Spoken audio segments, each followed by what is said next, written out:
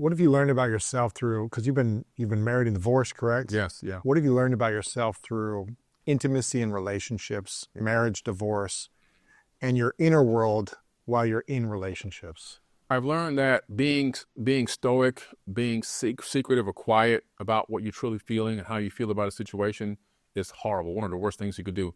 Lack of communication and also poor communication helps to be the detriment to the relationship as well. So even though I had some bad experiences with some exes, I also played a part in that as well. I can't blame everything on everybody else, because at the end of the day, you got to look in the mirror.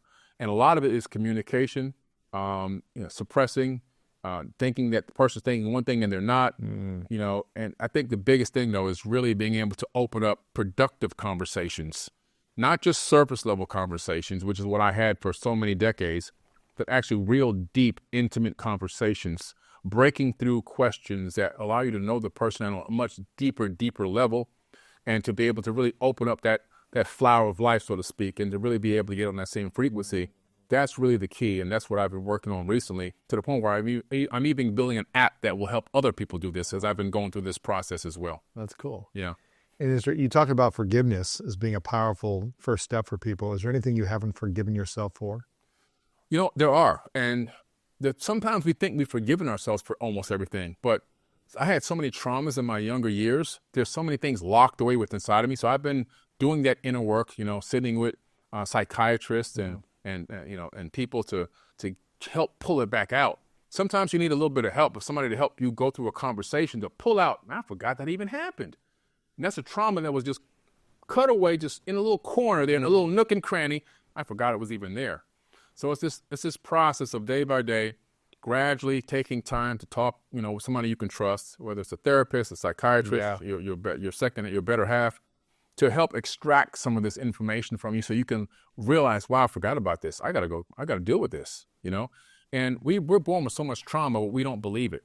Even just getting smacked on the butt coming out the womb, that's trauma. Sure. Right? So we come into the world with trauma. And there's so many things that happened back in the day. My mind just locked a lot of it away in a safe and put it to the side so I could cope and deal with real life and be able to do what I have to do. Because if I was focusing on that, I'd be completely distraught and distracted. But so it's this unlocking of this safe box and taking these dark things out and really beginning to address them over time.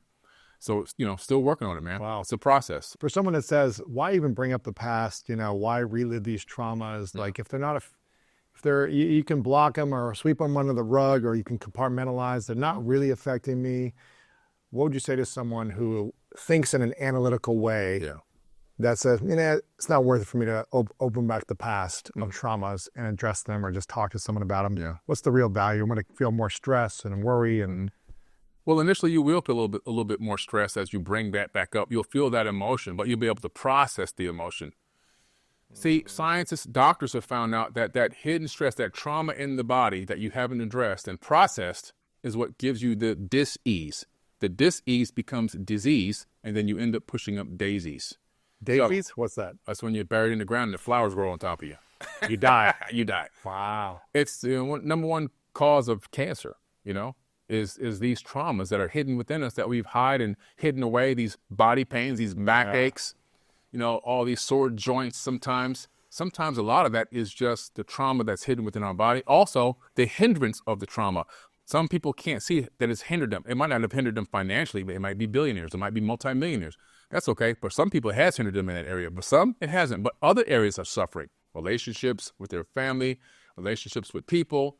It could be all different things that are happening, that are going on, that you don't connect to the trauma, but the trauma is like an umbilical cord linked to everything going on in your reality. Yes. And until you really deal with it and do the shadow work and begin to work and process some of these things, you're never going to become the true highest self that you're capable of being. So how much do our emotions play a part in our life? Because some people have really exciting emotions. Other people have stressed out emotions, worry, fear emotions. Yeah.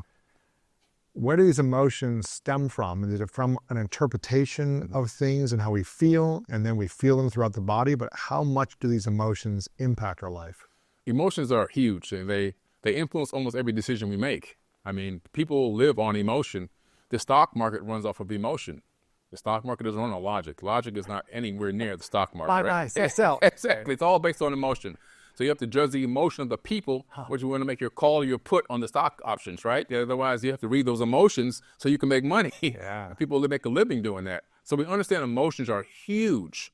And the thing about emotions is, they start in the subconscious, and then they come out and we emote them, right? We push them out to the outside.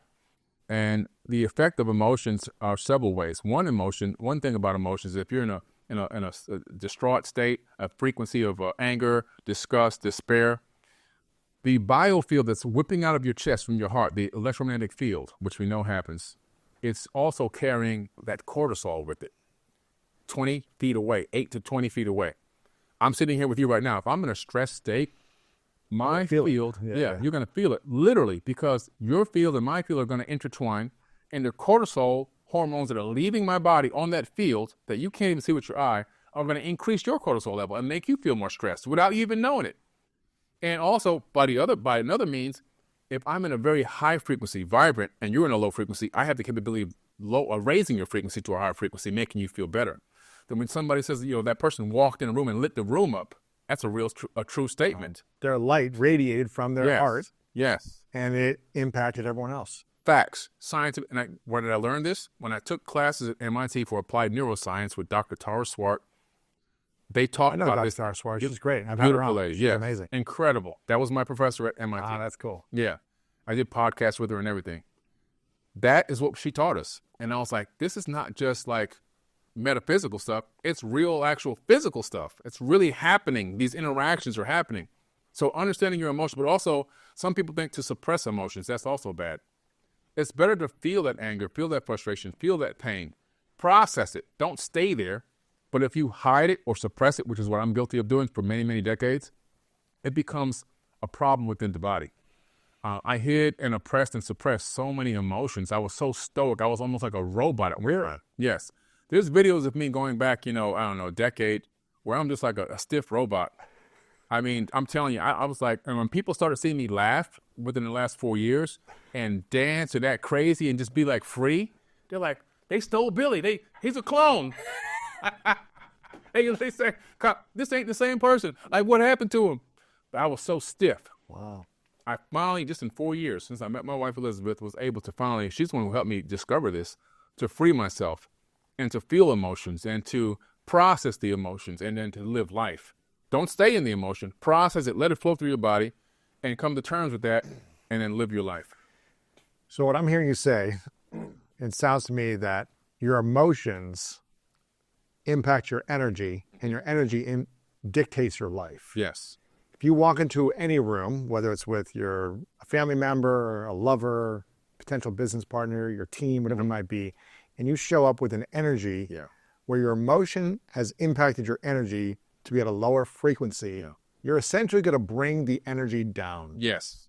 And if you shift your emotion to raise your energy, your frequency will be higher in every situation. Thank you for watching this video. If you want more inspiring clips like this, make sure to click right here to subscribe and click right here to watch that next video that is specific to support you in your life.